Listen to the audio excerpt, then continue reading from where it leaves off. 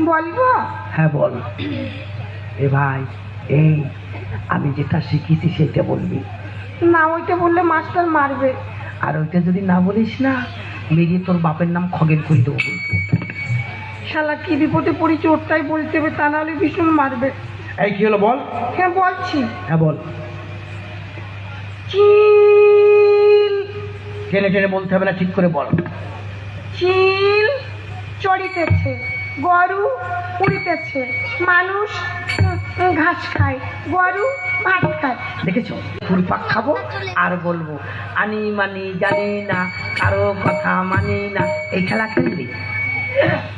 না ও বচুদা, আমি একটা খেলা খেলবো, খেলবে? কি খেলা বল?